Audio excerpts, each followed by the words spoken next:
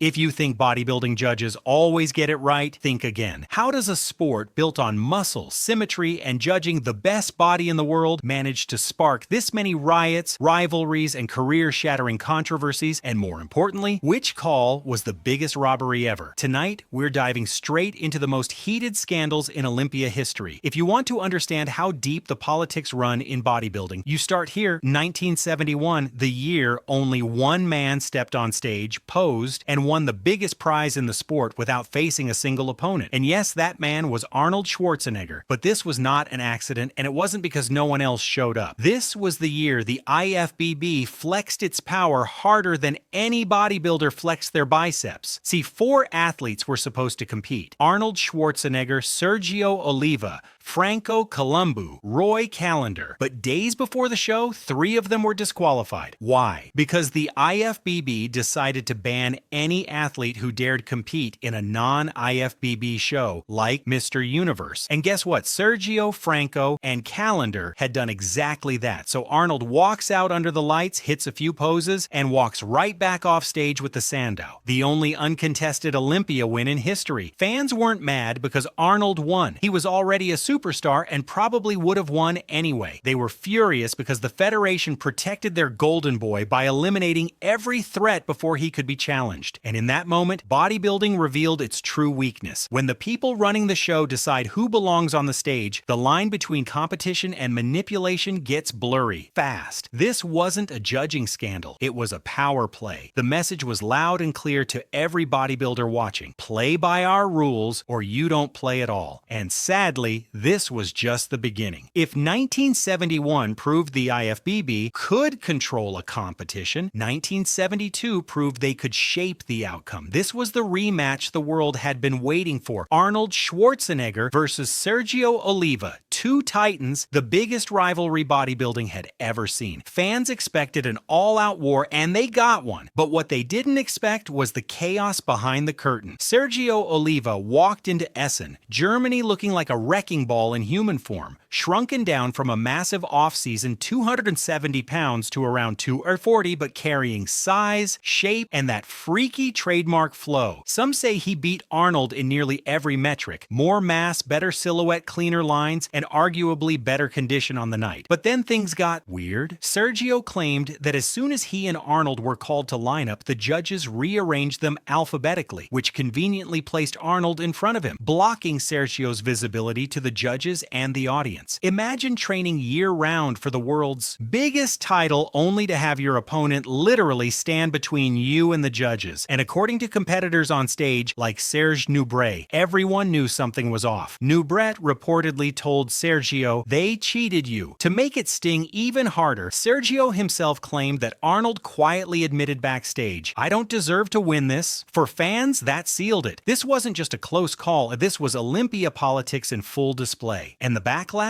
Immediate and brutal. Sergio later learned he'd been banned without even being notified, adding even more fuel to the conspiracy that the IFBB wasn't just judging the sport, yes, they were engineering it. Arnold walked away with his 3rd title, but for many fans and competitors, Sergio Oliva was the real Mr. Olympia that night. This was the moment bodybuilding fans started asking a dangerous question: what if the judges aren't choosing who looks best, but who they want the audience to believe is the best? And trust me, 1980 would make that fear explode. If 1972 felt shady, 1980 made it undeniable. 5 years after retiring to conquer Hollywood, Arnold Schwarzenegger suddenly reappears at the Olympia, not as a host, not as a guest, but as a competitor. And here's the punchline: no one else knew he was coming. No announcements, no competitor warnings, just a muscle icon, stepping out of retirement like he owned the place. Blindsided is an understatement. Imagine Mike Mentzer, Frank Zane, Chris Dickerson, all prepping all year for a completely different lineup, only to walk backstage and see a film crew following Arnold around. Not only was he competing, he was being documented doing it. It rubbed everyone the wrong way, and then the comparisons started, and they made fans angrier. Arnold looked good, no doubt. Round chest, cannonball biceps, stage presence no one else could match. But he wasn't the same Arnold who won in '75. His his legs were softer, his prep was shorter, and with a camera crew shadowing him everywhere, it felt less like a competition and more like a coronation. Meanwhile, Frank Zane, the reigning champion, was recovering from a serious injury. Chris Dickerson and Boyer Coe were peaking. Mike Mentzer brought grainy mass. No one blew the doors off, but plenty looked sharper than Arnold that night. Then came the decision. Arnold announced as the winner, and the room erupted, not in cheers, but disbelief. Bodybuilders who respected Arnold now believed they'd witnessed a fix. This wasn't just another controversial call, it triggered something the sport had never seen before, a full-blown athlete revolt. Zane, Mentzer, Boyer Coe, and Roger Walker were so disgusted they boycotted the following year's Olympia. They refused to compete again under what they believed was rigged decision-making. For the first time, fans and pros weren't just whispering about favoritism, they were calling it out publicly. 1980 shattered the illusion that Olympia judging was fair, and bodybuilding would spend decades trying to rebuild that trust. But if 1980 shook the sport, 1981 would break it, because the next winner wasn't just controversial. Most fans believe he simply did not deserve the title. If 1980 felt like a setup, 1981 made the audience believe the fix was officially in. Coming off the backlash of Arnold's secret comeback, the sport needed a clean, drama-free victory.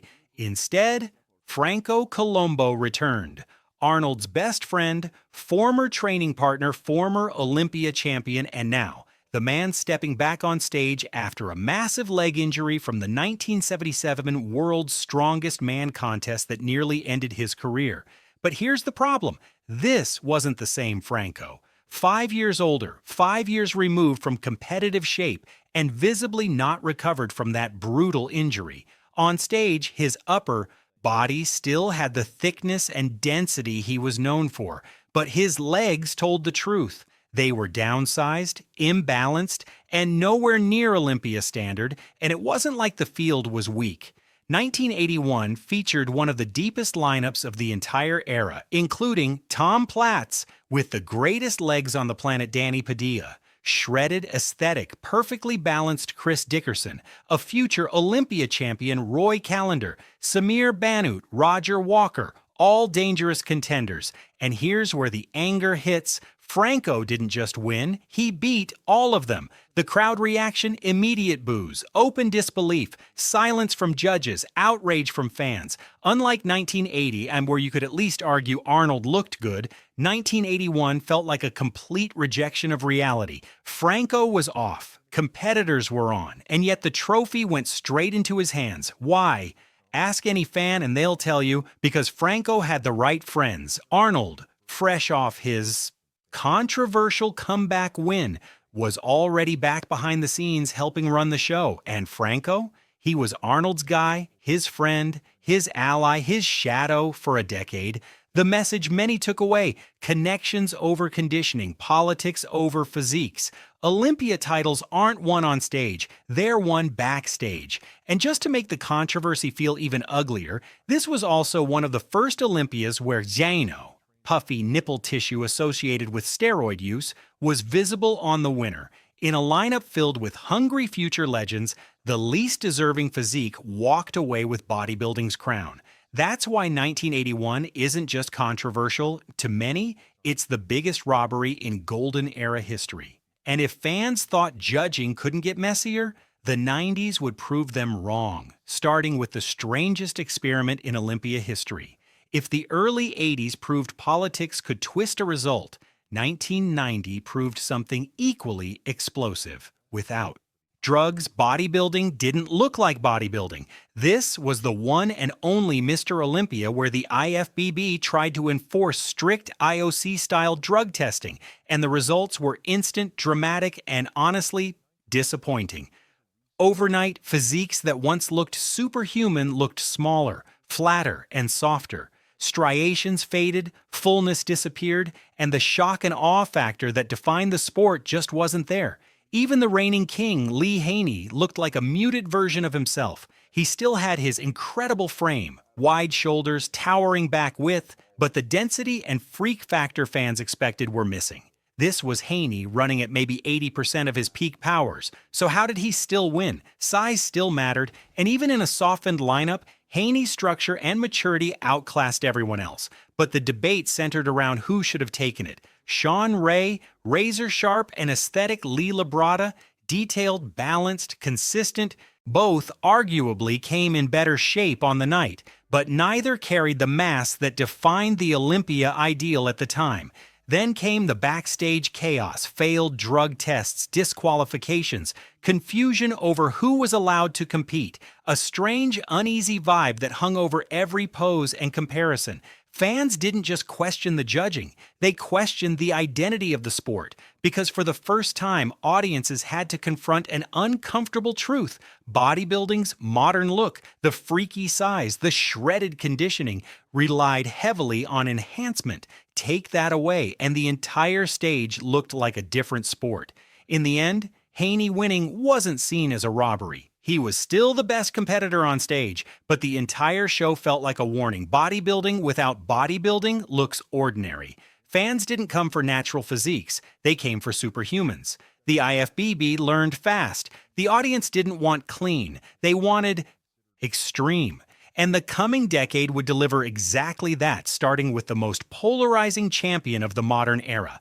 By 1994, Dorian Yates wasn't just Mr. Olympia. He was a force of nature, the shadow, the man who changed what a champion looked like, the bodybuilder who dragged the sport out of the Haney era and into the age of granite-hard mass monsters. But that dominance for the first time started to wobble. When Dorian stepped out at prejudging, fans saw something they never expected from a champion: vulnerability. His waist looked thicker, his conditioning was a notch down, and most visibly, the torn left biceps, a dent in the blueprint of perfection. If Dorian was a Ferrari engine, something was running slightly off. Then came Shawn Ray. Shawn wasn't the biggest guy on stage, far from it, but he brought razor-sharp lines, clean proportions, crisp conditioned showmanship dialed in to perfection. He looked like a work of art next to Dorian's war machine. Some fans, citizens, and even judges felt Shawn Ray won prejudging, a rare moment where the reigning king looked genuinely threatened. The decision that loomed was this: reward the dominant champion or crown the flawless underdog who nailed it on the night. But when finals rolled around, Dorian did what Dorian always did. He came back better, harder, sharper, dialed in. Back poses, still untouchable. Size, still overwhelming. Stage presence, still king. By the end of the night, he reasserted himself as Mr. Olympia, and the judges leaned toward the man who brought freaky mass over the perfect smaller guy. No boos, no walkouts, but plenty of debate. Because 1994 revealed two truths: Shawn Ray could beat Dorian. On the right night, Dorian wasn't invincible, and more importantly, the sport was splitting into two identities: mass verse, aesthetics, monster verse, artwork power verse precision, and that philosophical divide would erupt just a few years later into what many consider the clearest robbery of all time. Because in 1997, Dorian wouldn't just look off, he'd look beaten, and yet he'd still win. By 1997, Dorian Yates was already a six-time Mr. Olympia, the ruthless king of mass and density, and the most dominant force the sport had ever seen. But dominance comes with a price, and by this year, that price was written across Dorian's physique. He walked on stage with torn biceps, torn triceps, a wider waist, softer conditioning. It was the most vulnerable version of the shadow fans had ever witnessed. And standing across from him was the best Nasser El-Sonbaty of his life. Nasser came in massive, round as a balloon, perfectly balanced, full in every pose, shredded without losing size. Even critics who loved Dorian admitted it. This was Nasser's show. When the mandatories hit, especially the iconic front double biceps, it wasn't close. Nasser blew Dorian away in arm development, symmetry, proportions, flow, leg presentation. Dorian's injuries made his arms uneven and flat, his waist spilled slightly, and the trademark granite hardness just wasn't there. Meanwhile, Nasser looked like a textbook Mr. Olympia, a perfect hybrid of mass and shape. But when the dust settled, they handed the trophy back to Dorian Yates, giving him his 7th straight title. Fans were stunned. Analysts were furious. Many pros whispered what fans were screaming aloud. Nasser was robbed. And here's the craziest part. Even years later, Dorian admits 1997 was not his best showing. Nasser's fans insist it was his peak, and bodybuilding historians often rank this as the clearest judging error, the most glaring favoritism, and the biggest missed opportunity for a new era. Why wasn't the crown passed? Some believe judges defaulted to the reigning champion without thought. Others say Dorian's insane. Backshots still swayed experts, and a few fans think bodybuilding wasn't ready for a champion who wasn't American or British. But the deeper truth is more unsettling. In 1997, judges sent the message loud and clear: you have to beat the champ twice to take his title. Dorian kept the Sandow, but history treats Nasser as the uncrowned Mr. Olympia. And as Dorian retired immediately after, the what-ifs grew louder. Did judges reward the legend instead of the better physique? Did sentiment beat science? Was the decision already made? Whatever the answer is, 1997 stands frozen in bodybuilding lore as the night fans simply didn't buy what the judges were selling. And now that the mass monster era was fully underway, the chaos was just warming up, because the next decade, it would pit two titans, Ronnie Coleman and Jay Cutler, against each other in decisions so heated fans still pick sides today. By 2001, Ronnie Coleman wasn't just Mr. Olympia, he was a myth, reshaping what humans thought was physically possible. He'd won 3 straight Olympias, each one bigger, freakier, and heavier than the last. But 2001 was different, because this was the first time someone actually pushed him. Enter Jay Cutler, young, hungry, laser-focused, and entering his prime with something Ronnie wasn't expecting: the belief that he could win. Jay walked onto that stage absolutely dialed in. Razor-sharp, peeled glutes and hamstrings, full muscle bellies, tight waist symmetry that matched his mass. It wasn't just Jay looked good, he looked better than Ronnie, at least early on. Most people watching prejudging sitcasts, including seasoned pros, had Jay Cutler ahead. Meanwhile, Ronnie, well, for the first time, the king looked slightly mortal. His waist appeared bloated, which later turned out to be linked to a medical scare that forced him to chug insane amounts of water before going on stage.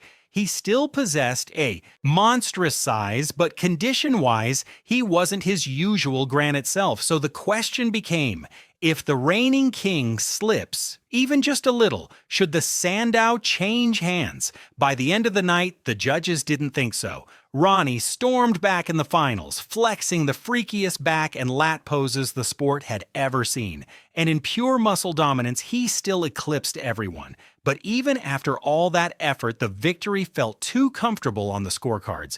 Jay wasn't just close, he was breathing down Ronnie's neck, winning rounds and winning fans. To some, this was the first major crack in the Coleman dynasty. To others, it was a warning: Jay Cutler is coming. And bodybuilding felt the shift, because for the first time since Ronnie's reign began, people left believing this man can be beaten. 2001 wasn't a robbery, but it lit the fuse of a war that would define the decade. And the next year, things didn't calm down. They exploded. Because 2002 wasn't just controversial, and it made fans wonder if the judges were protecting a champion, even on his worst night. If 2001 was a warning shot, 2002 was a full-blown wake-up call. Because for the first time in Ronnie Coleman's reign, fans seriously questioned whether the champion deserved anything close to first place. Ronnie showed up noticeably smaller, especially in his legs and arms, a shadow of the monstrous versions fans had seen in prior years. He still carried density and development, sure, but the wow factor was gone. Second place went to Kevin Levrone, a legend in his own right, but he wasn't at his best either. His legs looked underdeveloped and conditioning slipped compared to his peak. So fans weren't asking, should Ronnie beat Kevin? They were asking, why are these two guys in the top spots at all? Because the man with real momentum that night didn't finish second, didn't finish third, didn't finish fourth. He finished fifth. Enter Gunther Schlierkamp, nicknamed the Gentle Giant, and in 2002 he was the rightful winner in many fans' eyes. He came in big, balanced, confident, conditioned, symmetrical, and full everywhere. Ronnie wasn't. Gunther looked better than the champion, not in one pose or two, but across the entire comparison. And the crazy part? Fans knew it immediately. The arena buzz wasn't whisper-level frustration, it was outrage. The conversation turned dark quickly. Was the Olympia protecting Ronnie's dynasty? Was the title too politically valuable to hand away? Was placing Gunther fifth a way to mute the threat without changing the headline? Then, a few weeks later, the powder keg detonated. At the GNC Show of Strength, Gunther beat Ronnie Coleman head-to-head. No controversy, no debate, no politics, just a pure result. Same competitors, same panels, same poses, different outcome. If 2001 cracked, confidence in judging 2002 shattered it, because fans now had proof that Ronnie could be beaten and the Olympia judges were willing to overlook a better physique to keep the champion on top. This wasn't just controversial, it was a message that echoed through the decade. The Sandow doesn't always go to the best body on stage. Sometimes it goes to the guy they refuse to dethrone. And this wouldn't be the last time fans accused judges of protecting a champion. In 2007, the uproar would reach its loudest point yet. By 2007, Jay Cutler was finally sitting on the throne he'd chased for years. He dethroned Ronnie Coleman in 2006 and proved the impossible was possible. But in 2007, fans expected something big. A dominant champion, a better Jay, a performance worthy of the title. Instead, they got one of the weakest versions of Jay Cutler ever.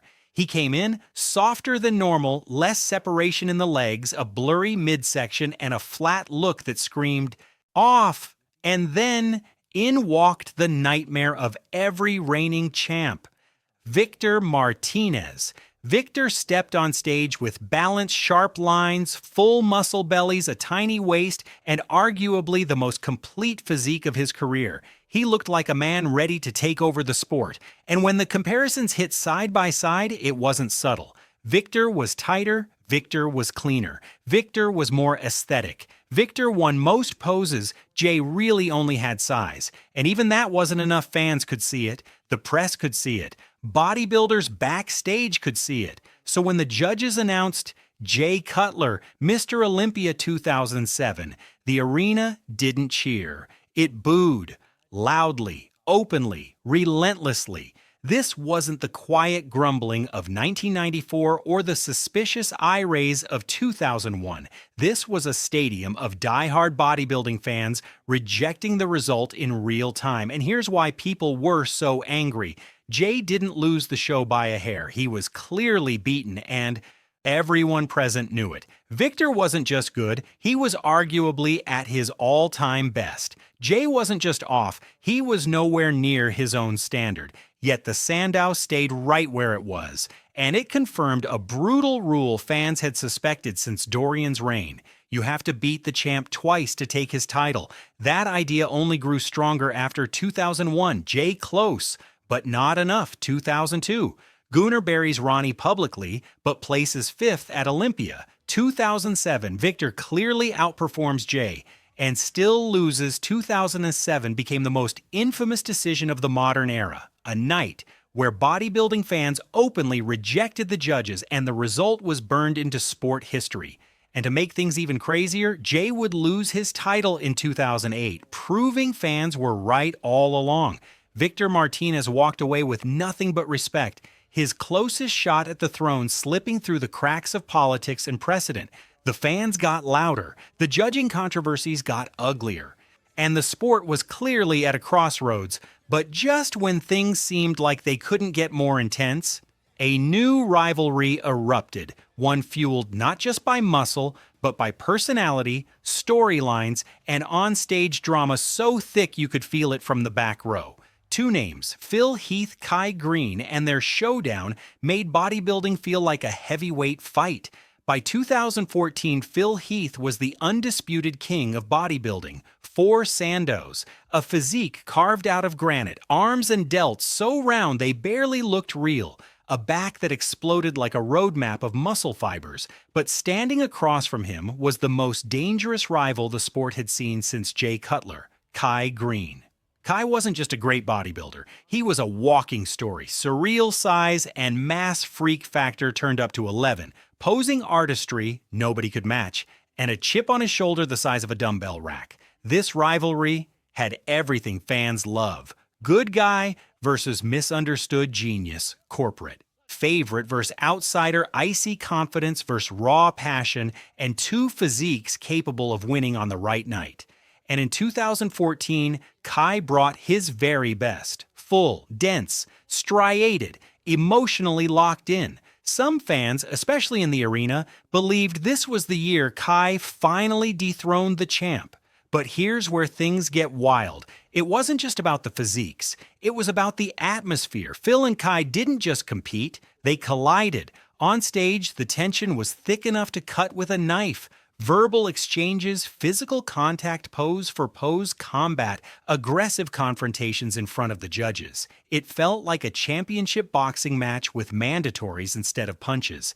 As the poses rolled on, Kai edged Phil in a few shots. Most agree he took the front lat spread and maybe the front double biceps.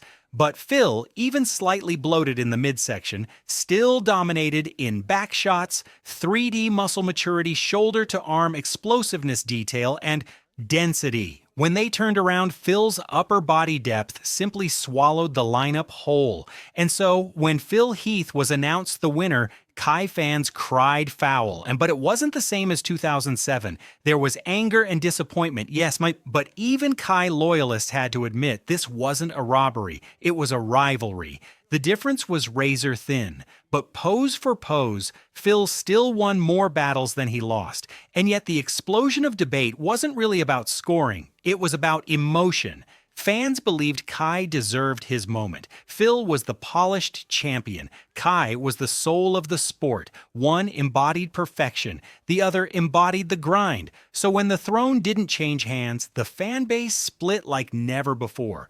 To this day, some swear Phil only kept winning because he was the IFBB's golden child.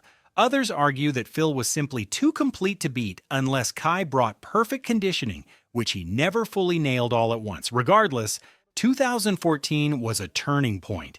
Controversy wasn't just a judging issue anymore, it became tribal, emotional, personal, fan versus fan, Kai believers versus Phil loyalists. But if Kai couldn't topple Phil, someone else would. And the man to do it did it in the most unexpected way possible. By 2018, Phil Heath had climbed into rare air, 7 Sandows, a dynasty that seemed untouchable, a physique that for years was simply beyond everyone else. But something changed, not in the challengers, in Phil himself. A year earlier, Phil underwent hernia surgery, and in 2018 that surgery cast a long shadow over his legacy. His midsection, once tight and controlled, had become a liability, visible, distracting, and hard to contain. Enter Shawn, a man who didn't try to outmuscle Phil. He beat him with beauty. Shawn stepped on stage looking like a throwback. Small waist, flowing lines, perfect symmetry, crisp condition aesthetic dominance from the front and side. When they faced forward, Shawn, not Phil, looked like Mr. Olympia. Front double biceps, front lat, side shots. Shawn had the silhouette advantage. Meanwhile, Phil, even with insane densities, struggled to keep his midsection from blowing open mid-pose. Every time he relaxed for a second, the illusion of perfection fractured. But here's what keeps this year controversial. From the back, Phil still had more muscle, more grain, more detail, more thickness, and some fans swear the Olympia should always go to the freakiest, densest man from behind. So the sport divided again. Team Phil. He's still the superior builder. You don't lose a title for having one flaw. Team Shawn. Bodybuilding isn't just mass, it's balance and proportion. Shawn brought what Phil couldn't. And then there's the third camp, Team Era Shift.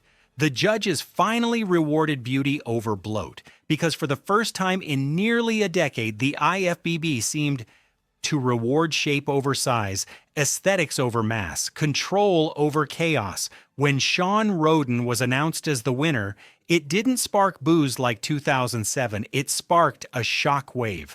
A new era had arrived. Phil's dynasty ended in a single night, not because someone overwhelmed him physically, but because the judging criteria evolved right underneath him. And that's why 2018 remains a lightning rod.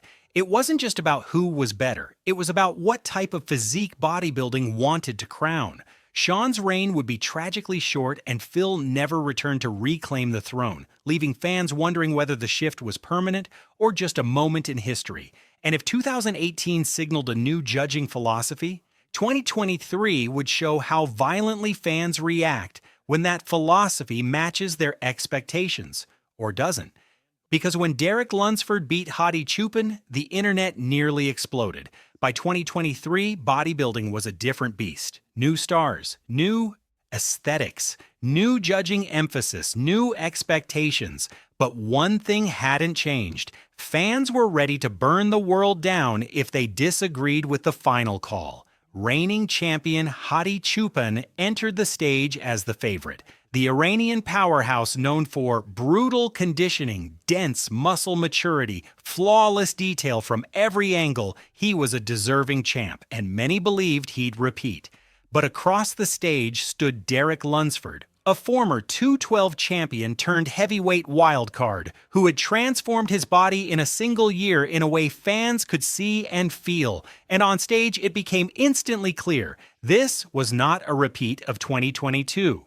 Derek brought more size than ever before, fullness that popped under the lights, a shape that flowed naturally, and one weapon not even Hadi could match, a back that looked carved out of steel. From behind, Derek didn't just win, he dominated. His back double biceps was the cleanest in the entire field, with depth and detail that screamed future dynasty. But here's the spark that lit the firestorm. Hadi wasn't far behind. In fact, Hadi was tighter in certain areas, his chest and arms carried more maturity, his posing execution was sharper, so the controversy wasn't about a bodybuilder showing up out of shape. It was about what the judges valued more: Derek's shape, silhouette, and freak spread, or Hadi's density, dry detail, and proven champion polish. And when the winner was announced, Derek Lunsford, your new Mr. Olympia, the arena split in half. Some fans celebrated the dawn of a new era. Others erupted, literally screaming their disagreement. But online, it turned nuclear. Death threats, racist comments, insults toward Derek, judges, families, a level of ugliness the sport had never seen before. And this is where the story changes. In the past, debates stayed on forums, gyms, and barbershops. But in 2023, a global fan base armed with social platforms and nationalism turned a split decision into a cultural battle. The truth? This wasn't a robbery. This was a razor-thin call between two world-class physiques. Both could have won. No one would have been mad in a sane world, but bodybuilding fans, just like the judging itself, guys, don't always operate on logic. And the deeper meaning behind 2023 is this: bodybuilding's identity crisis isn't over. Each era picks a different king. Golden Age, charisma plus symmetry; mass monster era, size plus grain; Phil era, 3D muscle perfection. Today, flow, shape, and total look. And when you shift the criteria, even slightly, half the audience will think the sport has lost its mind. 2023 proved that. The closer the competition gets, the louder the fan base screams. It's time to step back and ask the bigger question: why does bodybuilding keep sparking riots, walkouts, fan wars, and accusations of corruption? Drop your answer below and make sure to like and subscribe, because next episode, we're diving into the biggest uncrowned Mr. Olympia of all time.